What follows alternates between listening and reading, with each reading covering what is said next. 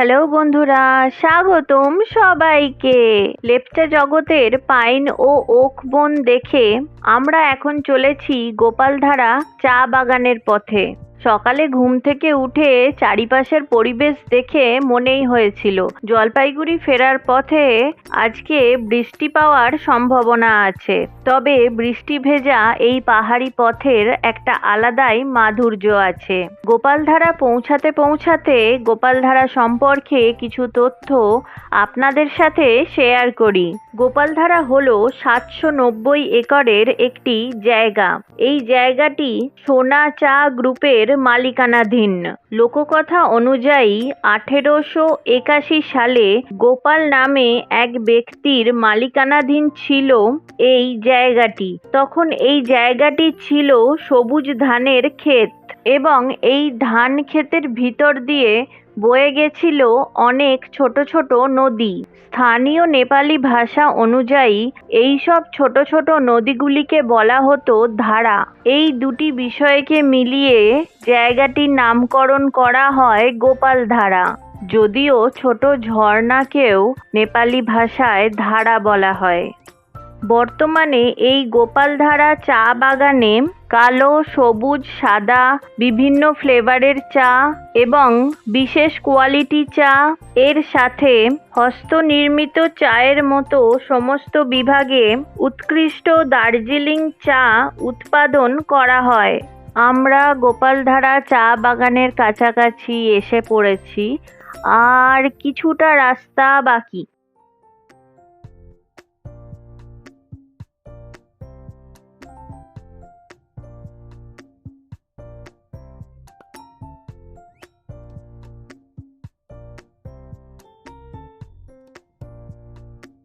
এই যে আমরা পৌঁছে গেছি গোপালধারায়।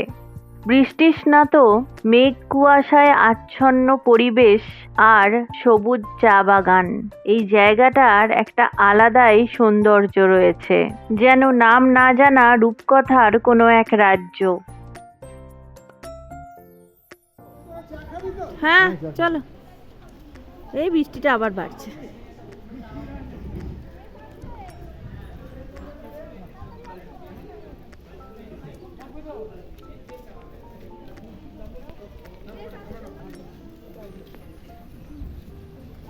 গোপালধারা চা বাগানের চা নিয়ে এই বৃষ্টির মধ্যে একটু ভিডিও করছিলাম। বেশ কয়েকটা বৃষ্টির ফোঁটা আমার চায়েও পড়ে গেছে।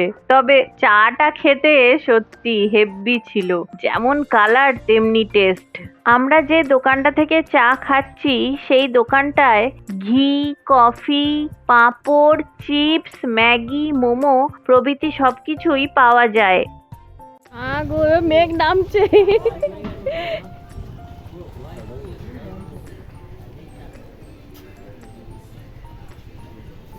পুরো মেঘটা নামছে।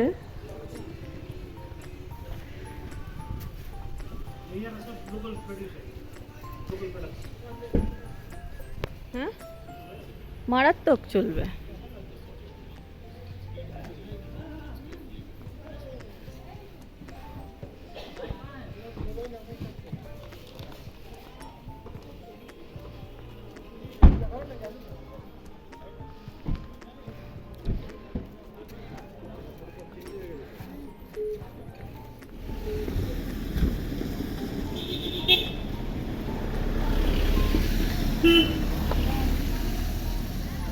কত ক্যাকটাস গাছ। হ্যাঁ, আমি নিয়ে গেছিলাম একবারই এই গাছটা।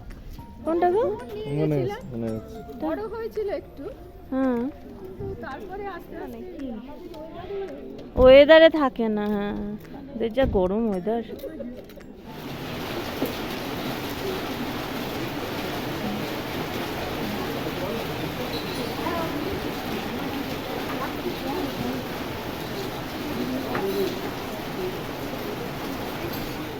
ঝমঝমিয়ে বৃষ্টি সামান্য একটুখানি কমতেই আমরা আবার রওনা দিয়েছি আমাদের পরবর্তী গন্তব্য মিরিক লেক। এই ভিডিওটি এখানেই শেষ করছি না। আমি কোনো ভয়েস ওভার আর দিচ্ছি না, শুধু মিউজিকের সাথে ভিডিওটির পরবর্তী অংশটি দেখুন।